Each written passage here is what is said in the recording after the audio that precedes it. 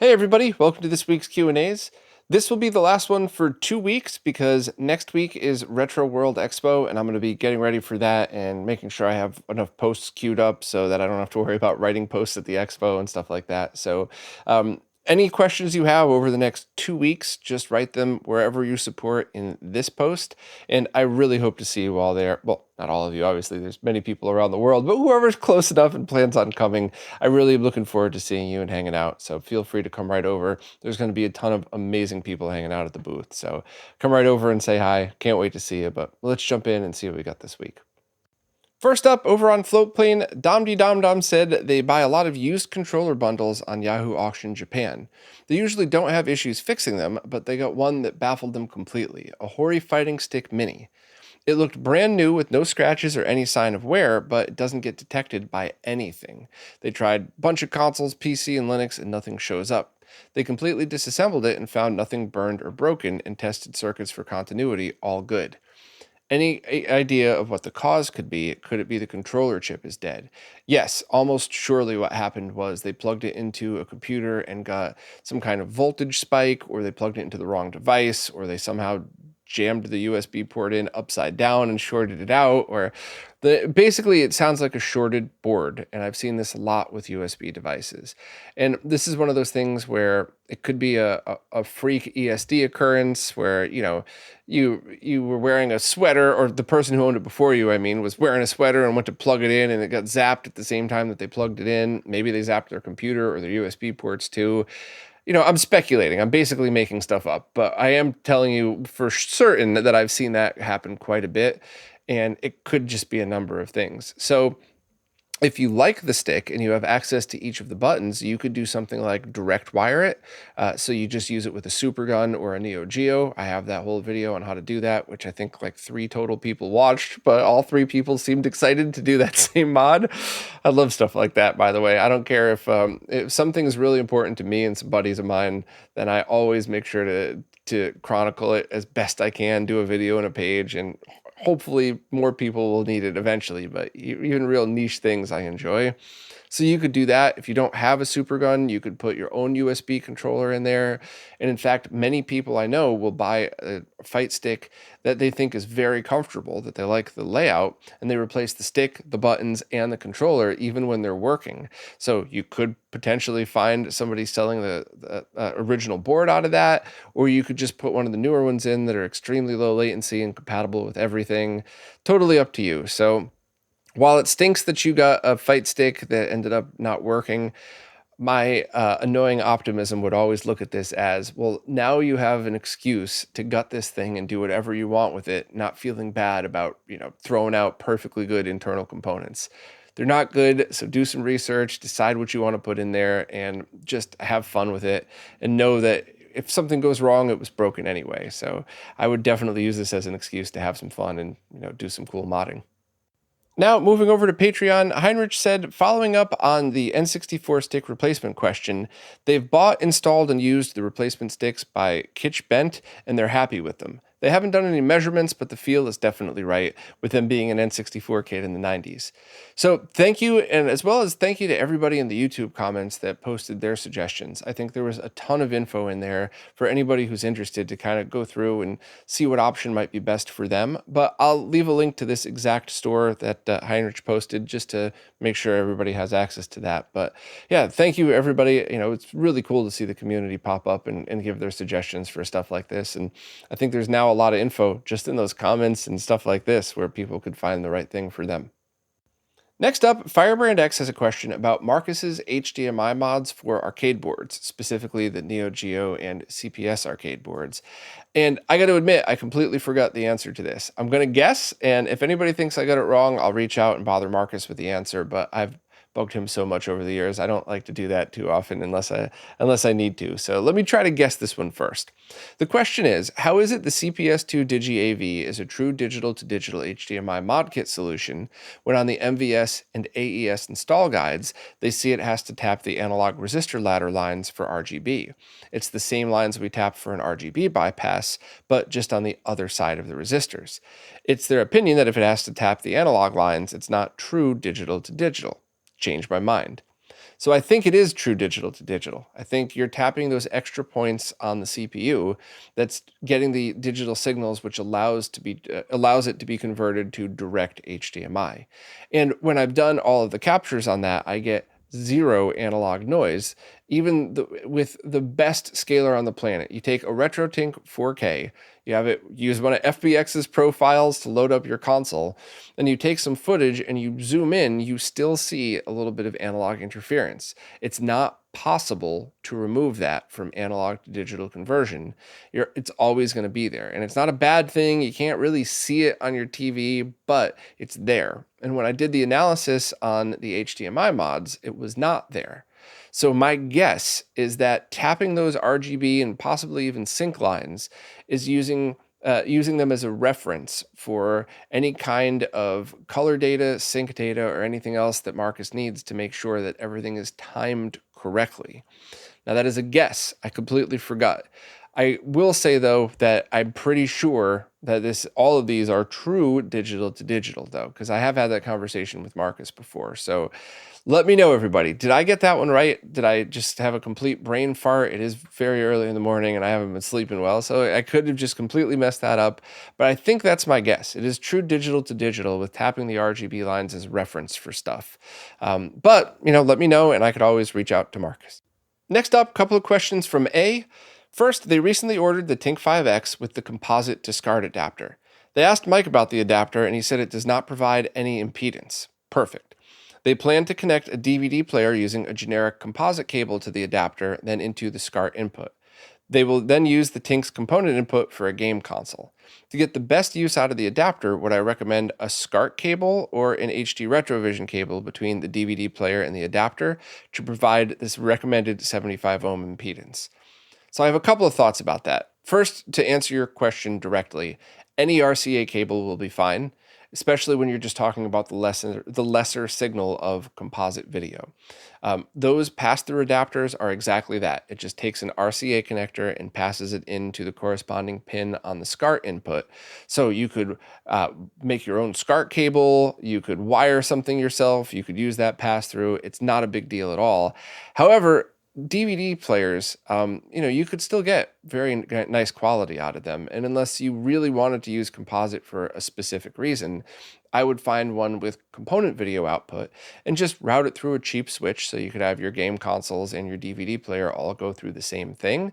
And that way you could take advantage of all of the CRT emulation filters, the deinterlacing, and all of that cool stuff and get the best quality from your DVD player. So I still think it was very good that you got that adapter, just because if you ever want to route composite, now you have a very easy way to route that right through the sides. But I would seriously consider getting a cheap, near free from a thrift store DVD player. I see them all the time for $5 at the local Goodwill when I'm there hunting for old junk. I would probably get that, but you could totally just use any cable you want to go to composite video because you're not going to see a massive difference on DVDs. Next question. Could I make a short video montage of my visit to Retro World? They're sure those who are unable to attend would be fascinated to see how the expo went. I'm going to try. I always like doing stuff like that. They're some of my lowest viewed videos, so I think that most people just don't want to, but I'll see. And I'll also talk to the other people that are going to be there, because I think last year Tito did a really cool video on that. It was way better than I could have done. So if anybody else like that's going to be doing a video, I think I'd rather help them out and kind of bring them around and introduce them to some of the awesome people that are going to be there and point out some of the cool events. And I hope the wrestlers are there again this year. They're so good. And they're so great with the kids that are there too. But I will figure something out, because the only problem, quote unquote, problem I have with that is a video walkthrough of something like that never feels right. It never feels the same as going through and having that experience in person. But I think as long as you know that, it should be good enough. But if you just see like, wow, there's a bunch of people standing around some tables and there's some old junk there, it doesn't feel right. Whereas if you're ever in one of those things, it's a very awesome experience and so many cool people and fun things to see. But yeah, I'll work on that. It's a good idea. Next up, John Strom has another TINK 4K question. Am I aware of an ideal solution to get Bluetooth audio out of the TINK 4K for wireless headphones? They think they'll need an audio extractor for the HDMI out of the TINK 4K, and then a means of transmitting the Bluetooth signal from the extractor without introducing too much latency. Yeah, you absolutely nailed it. But I will add a bunch of things to this.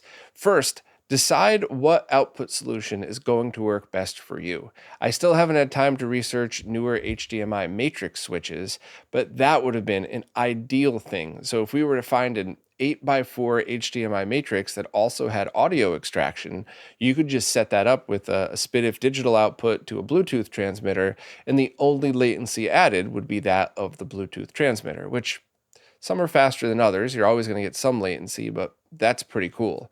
And that would be ideal because then you could route things any way that you'd like. But I haven't found one compatible because the newer ones that support 4K 120 and even just 4K 60, I've had so many compatibility issues with them on everything, not just the TINK 4K. I mean, video and audio dropouts, weird issues with them. So I think you would probably want to just look at what's best for you. And if you don't need any kind of splitting or switching or anything like that, maybe you do just get an HDMI audio extractor. Or maybe you get one of those splitters that I really loved that I still use to this day. I have extras. I have one sitting right there at all times, right in front of me, that I just grab as a tool all the time that extracts audio, but it also splits the HDMI signal and removes HDCP. So that means you don't have to worry about any kind of capture card issues when you're just recording game footage. So that always annoyed me. But I think you nailed the solution. You just have to figure out what's best for your setup and how you want to organize anything else around it. You could also do this on the input side, depending on what your console layout's like. But I think for most people, the way you suggested on the output side is the way to do it. So I'll leave a link to that one splitter that I absolutely love, but it might not be what's best for you. Just kind of look at your whole setup and figure out what's going to be the best fit. Next up, Tony Escobar wanted to close the loop from supporter Q&A number 296.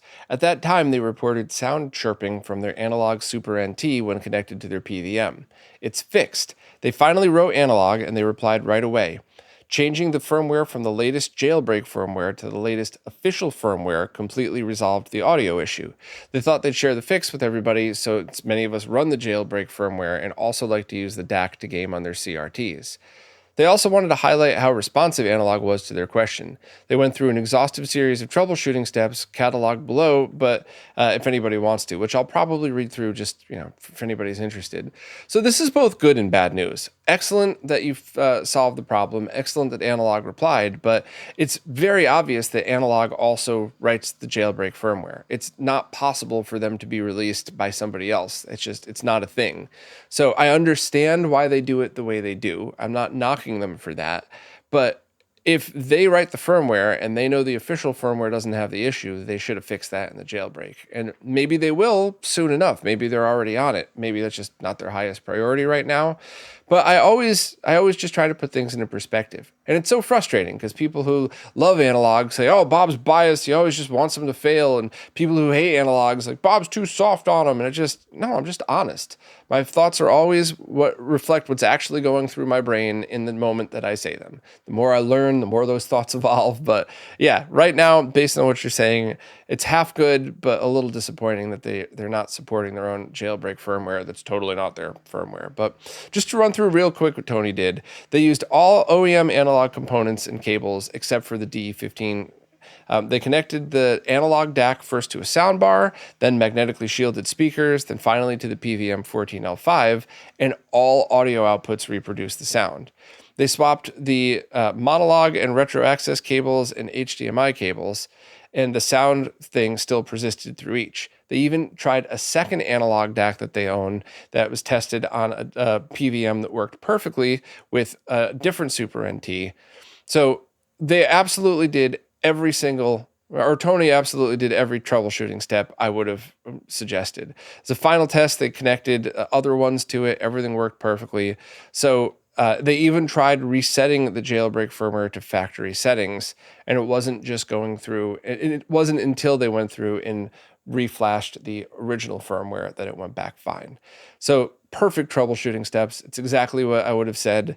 And one last quick thing. This is a very good reminder that Analogue doesn't lock this stuff down. You could switch between official and unofficial firmwares at any time with no negative repercussions. So props to them for that as well, because a lot of people over the years have told me that they're afraid to ruin their warranty and add the jailbreak firmware, and that's just not a thing at all. That's not anything you would have to worry about. So mostly good, but I do hope Analogue fixes their own firmware, and I'm not asking them to admit it's their firmware, just everybody knows it is, so let's just get it fixed. But thanks for doing all the troubleshooting steps, and thanks for following up with them, because they might not have known this was an issue unless you took the time to report it. So excellent nerding, Tony. Next up, Walter Hinman just watched my video on VHS Capture. I think you mean the retro TINK one. And I mentioned that for VHS to use S-Video and for Laserdisc to use Composite. Does this mean that if they have some old media on both Laserdisc and VHS, would the VHS be the better option to capture from? Also for VHS, would it matter using component versus S-Video? Their VCR has component video out. So absolutely excellent questions. And no to both, and I'll explain why. So first, VHS, as well as Video 8 and a few other formats, are actually encoded on the tape with Luma and Chroma separated.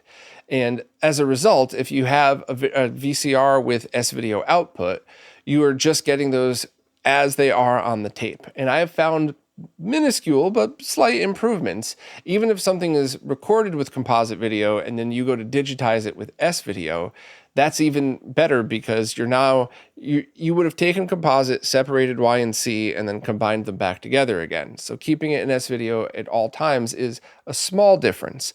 Now, if you have a capture card like the TINK 4K with the 3D comb filter, you're probably never going to see a difference, but I just like the peace of mind of knowing that you might get a 0.01% difference or whatever. Now, Laserdisc, on the other hand, is always encoded in composite video. So if you convert it to anything else, you're converting it. So if you go composite video out of your Laserdisc player into the composite input of your VCR, and you take the S-Video or component video out of that, you're now relying on your VCR's comb filter in order to separate that, which maybe it's excellent, maybe it's not. You would have to run your own tests, but they could also introduce anything else, because in the analog video signal chain, every device that you add lowers quality. Now, maybe you need an oscilloscope and a microscope in order to see those changes, which in many cases, it's not visible to the human eye, even blowing it up to 8K, but it's something that I always keep in mind when I'm doing this stuff. So for me personally, I would like control of all of the signals. So I'm going to take all of my VHS and Video 8, run them through a player with S-Video, and then go into whatever capture card I want. And since it's S-Video, you don't have to worry about comb filters. So a TINK 5X, a TINK 4K, a $50 IO data capture card is all going to be about the same as far as quality goes. For Laserdisc, I would always output composite video, and I would try to have anything with a 3D comb filter built in used with that. So TINK 4K, Osprey video card, the older Hauppauge cards, and just kind of go from there. Now, your question about your VCR having component video out, should you use that? That's something that's different on a case-by-case basis as well. Maybe your VCR takes the Y and C signal and converts it to YPB-PR, and essentially making it exactly the same as if you had just connected an S-Video cable. You're just outputting component video. But maybe your VCR does stuff to it. I've absolutely seen, especially those Fuyao, I think they're called, VCRs. Funai? One of those companies that that Magnavox and Go Video and many others rebranded with theirs on it, it definitely changes the output of the signal. Now, that potentially means that you could dig into every single setting in the menu and turn something off to get it back to original, but there was a visible difference between direct into a capture card and through that. So, but on the flip side, I've definitely seen other VCRs where it doesn't do anything to it. It's just a VCR that converts YC to YPB-PR. You're getting the same as if it was S-Video. But I think the first one is more common. I think you're more likely to have some kind of changes. So then you just need to decide, are you archiving stuff that is really important to you? Is it something that just means a lot and you want to archive it in its original 480i and then also maybe someday scale it or also capture it and scale it to higher resolutions? Or are you just looking to digitize tapes and get clips to share with your family? So that's really the biggest question. And in almost all cases, most people tell me, I just want to digitize my family's tapes and have it not suck. So use whatever VCR that you have. Using a TINK is a really great way, as I already proved out in the other video. The only thing I would add is I'm working on the TINK 480i pass-through video. And in a perfect world, I would have it this weekend, but it's probably going to be maybe even after Retro World before it's released, just because these things take forever. I think I'm 3 months into making this video, but I really love the option of taking your TINK 5X or 4K and saying, hey, I got a stack of videos here. And most of them are, like, I'm going to use my own home videos as an example. Most are filler and useless because it was back, especially in the 80s and 90s, camcorders were brand new to most people back then. So it was exciting and you didn't know what was the thing to watch. So my dad has took a couple of videos of entire Disney rides the one time we went to Disneyland when I was a kid, which is the most boring thing in the world for me to watch. I'm sure there's some Disney historian out there that would love that, but for me, I'm just like, skip to the part where I get to see my family. And that's all I really care about. So I would want to digitize everything just in case my family has clips that they want to see. And I'm just going to use the TINK 4K to go to 4K or 5X to go to 1080p and digitize all of those. But there are definitely some clips that are really special, past family members that passed a long time ago. So this might have been some of the last footage or just memories that were special that, to other people, they'd be completely useless. I mean that respectfully, but to me, they're special. So those I want to record in 480i. In the best quality possible. And I'll trim it down to just the part that I want, and I'll save those forever in the highest quality. And lossless 480i is about the same file size as compressed 4K, so it's a big file size. However, today, right now, I could use what I have found to be the best for home videos, QT GMC deinterlacing and Lanczos 4 scaling. But as things evolve, maybe AI scaling will eventually be okay for analog media. It's not really perfect now. I'll show that in the video, by the way. And it doesn't even get aspect ratio right. So you'll see that as well. But maybe it will someday. So now those really important clips to me I have that are definitely better than the TINK. Now, in this video, you'll see why I don't always recommend doing it this way, because it's a ton more work. With the TINKs, you just hit record on your HDMI capture card, hit play on your source, you're done when it's over. But with this, there's a lot of post-processing and testing and verifying involved. So it's a pain, but it's one of those things where if it's really worth it to you, taking 10 times the amount of time to get that clip into 4K as to just running it through the TINK 4K might actually be worth it. So I just wanted to add that perspective and also shamelessly tease an upcoming video. But they're excellent questions. I hope I put them into perspective. And I also hope I added a little bit of thought on when it's important to obsess and when not to. Because I'm sure I'm going to upset somebody, but I just really don't care what that Disney ride looked like in 1990 or something like that. But I care very much about seeing old family members that passed a long time ago, or seeing clips of my brother and I when we were really young. It's totally up to you how deep you want to go down this rabbit hole. And if it's crazy important to you, you could always use a doomsday-based solution. But that's like, if recording a 10-minute clip via the TINK 4K to 4K takes about 15 minutes, and recording that same clip via the direct capture method takes like a half hour to 45 minutes, using Doomsday might take 3 or 4 hours. So I don't think I'm exaggerating on that one, by the way. So that's just all perspective I want to add to this stuff. Still love Doomsday though.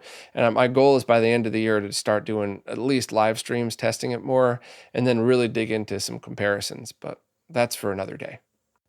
Next, Tony Shadrick wants to follow up on our discussion of RGBS to HDMI analog to digital converters.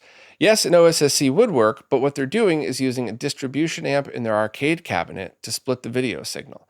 The cabinet is on the far opposite side of the room, away from their TINK 4K. They simply want to go 240p over HDMI so that they could then convert that to optical and thread a strand of fiber under their carpet and eventually convert back to HDMI and into their HDMI crosspoint. This would be used either for streaming or simply mirroring what is running on the cab, probably in a big TV. So, Tony, Perfect. Perfect solution for something like this. However, you should also look to every other type of distribution amp, because if you're using this for distribution protocols, because if you're using this for streaming and for, just displaying it in the room, if it has a second of lag, that doesn't mean anything at all. It's one of the, maybe if you have a huge tournament and everybody's staring at the big screen and a couple of people that are really close or staring at the arcade machine itself, maybe that would be a little annoying, but it's still not going to ruin the gaming experience. So I would look for things like analog over Cat5, or something like taking the analog output into an OSSC, doing that over HDMI and running that across. So you're basically taking whatever signal you have and converting it to Cat5 and running it across the room that way. It would be much cheaper than an HDMI optical cable. You, depending on your setup, might even be able to do that wirelessly if you have a decent, as long as you're not in a big city and you have a decent wireless router in there, you could do HDMI over wireless because latency is not a thing. And if you get a couple of dropout blips, it's not the end of the world because your players aren't going to see that. Only the people watching the stream and watching the big screen. And when I say blips, I don't mean like signal drop, count to 5, signal back on. Usually when I see blips in something like that, it's just a little bit of noise on screen as it tries to resync with the signal, and for whatever wireless slowdown reasons usually happen. So what you said would totally work 100%. So if you have other reasons for doing that, stick with it. But I would just spend a couple of minutes researching stuff like that and seeing what's going to be the best overall solution for you. Going into an OSSC or a TINK or heck, honestly, even one of those terrible SCART to HDMI boxes might be a perfect solution. Get a couple of those on AliExpress for 20 bucks each. Run that sucker into an HDMI over wireless converter, or or whatever else that you need, or even just cheap HDMI cables, but over an HDMI distribution amp or something like that. You could sometimes get those real cheap as well. Just the HDMI amp on one side that plugs into the wall and the receiver on the other. I would look at total cost for all of this stuff, because there could be a lot of other things that at the end of the day save you a whole bunch of money. Because maybe you'll get lucky, but I've seen some very expensive optical HDMI cables to the point where maybe doing stuff like this might actually be better. But totally up to you. I just wanted to add some alternatives that may or may not save you money. But yeah, you nailed it. Perfect use case for that. Next up, Jason D wants to know why Ivory from Retro Castle used the Saturn mini DIN port for the Mr. Analog I/O boards all those years ago. No opinion either way, just curious. And the answer is S-Video. If Ivory had used the mini DIN 9, it's the same as the Genesis 2, you would have had a lot easier access to composite and RGB cables, but you would not have gotten S-Video out of that. Whereas switching to the Saturn mini DIN port gets you RGB, S-Video, and composite and component, technically, if you use a custom cable or something like that. So that's why that was chosen. You could have done that with a Nintendo multi-out, but then that's like twice the size, maybe even more than that, because you have to account for the footprint on the PCB as well. So Ivory could have used that, but I just don't think that would have been the right move for all the reasons, basically. So the Saturn option was great. Insurrection Industries makes an excellent S-Video cable for it. I'm hoping Todd from RetroFrog makes his really nicely shielded composite cables for that, for the purpose of good quality audio, because you're not going to see a massive difference. You're going to see a difference, but not a massive difference from a crappy composite cable to a really good one. But you would hear a difference for terrible unshielded audio cables versus nicely shielded ones. So I hope that's a thing. But I do think it was the right move. And then I'm glad other sellers kind of followed Ivory's lead and started using it as well for the same reason. Because if you're going to spend money on something, you might as well get as many options out of it as possible. And combine that with the cheap VCR, and you also have RF. So you really have every option possible. But yeah, great question. But I definitely support that answer. And I know the Saturn mini DINs aren't perfect, but overall, it's been working perfectly for me, as long as you use the right cables, of course. Next up, Noah is having difficulty getting clarification for a few aspects of Qwertymoto's SNES digital audio module. First, does the analog audio output from the multi-out stay intact, or is the console limited to optical output after installation? Analog is untouched. There is zero difference before or after. Excellent question, though. I just wanted to be bluntly clear about that. Analog audio is not affected at all. And in fact, you need to use it for Super Game Boy and for any MSU1 audio because those audio are run through the extra pins on the side and right onto the board and mixed into the analog side. So it's after the digital audio is added. So that's a requirement anyway to make sure analog audio persists. Next, does the output port of the module fit in the RF output, or is another hole required to be drilled to install it? It is a no-cut mod. If you're using the fat SNESs, you can remove the RF jack and stick it right in its place and just use, instead of SPDIF, use the coax digital output. And I would just mark it with something, put like a piece of painter's tape and write, coax, digital audio, whatever, just so that somebody who gets the console after you doesn't plug an RF connector into it and go, hey, why isn't this working? But yeah, that's, I'll leave a link to the post I did on it. If you have an SNES Mini, you're stuck cutting, which sucks because I hate cutting plastics, but it is what it is. But with the originals, you just move the RF jack and it's completely reversible. So let's just say one day you've used the digital mod for years and you're like, okay, now I'm switching over to Mr. 10 for my 12K monitor or whatever comes out years from now. And you just want to put this back to stock and have an original thing. You could totally do that without any permanent damage. So great questions. And I'll leave a link to the post that explains it a little more. Next are a couple of questions that I unfortunately are going to be mostly useless for. First, they've created several BlueRetro adapters and have had lots of weird input issues with the Sega Genesis.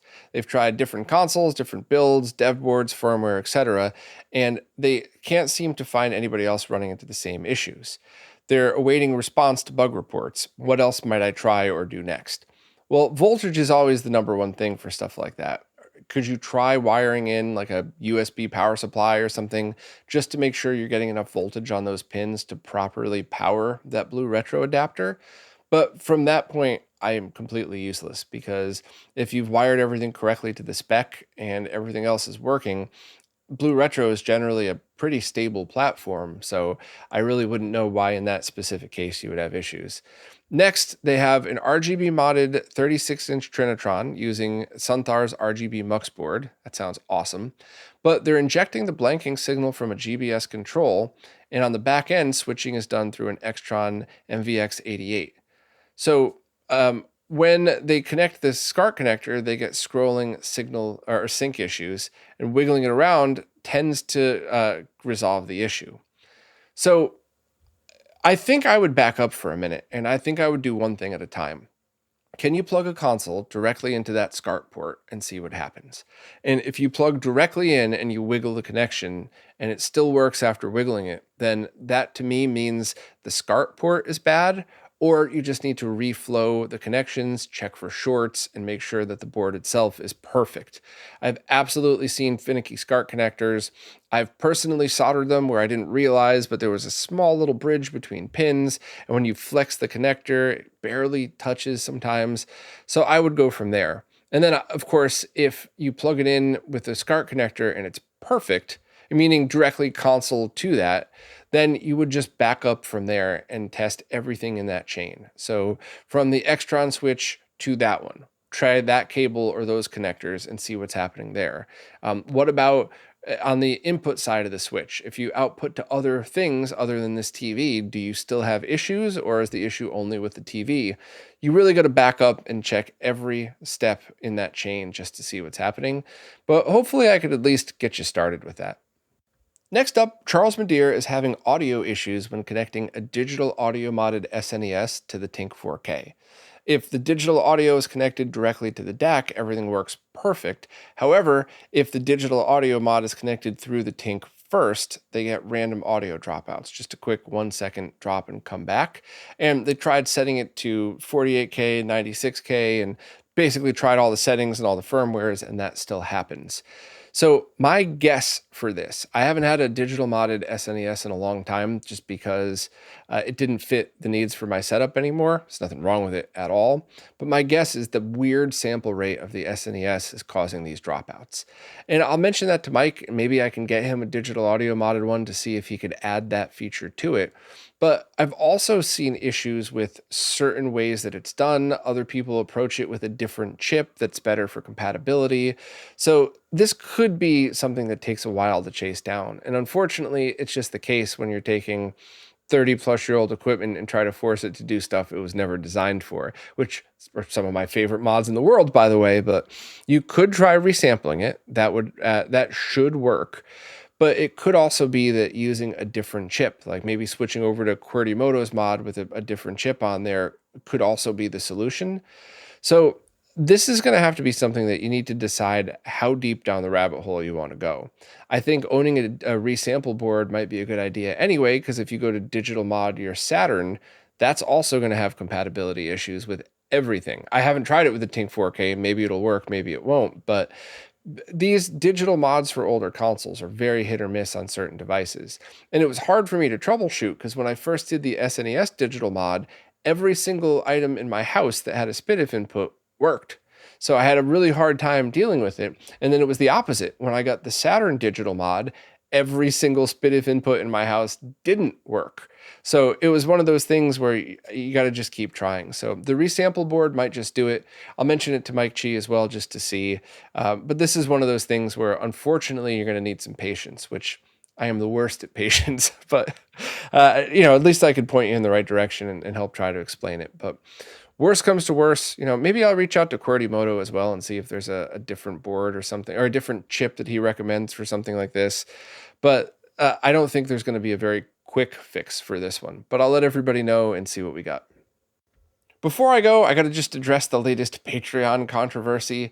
And basically, it's all about people who sign up for new Patreon memberships, not just mine, anybody's, via the iOS app on Apple devices. So I am 99% sure all existing memberships stay exactly the same, regardless of where or when you signed up. And any new memberships on Patreon that come through web browsers, including on Apple devices, are the exact same as they always were. It's just an issue for people who sign up for any new Patreon account using that iOS app on an Apple device. They have to also pay the Apple fees. So definitely don't do that at all. And I don't think Patreon handled this one very well because there's so much confusion out there. And to be blunt, unfortunately, as always, I never liked their apps at all. Their web-based stuff I thought was totally fine. And in fact, on my web browser, which is synced to my computer, I have all of the Patreon subscriptions that I go to, including my administrative stuff on there. And I just use it through a web browser and found that experience to be far, far better in almost every case. Maybe some of the podcast stuff sometimes is better for the app, but I was part of their ambassador program, which I think they removed me from. And I did voice my concerns, which were completely ignored. So, I do realize this is a don't bite the hand that feeds thing. I could probably wake up tomorrow and have my Patreon account canceled just for saying something negative about them. But unfortunately for me, I am honest to a fault and just have to always be transparent.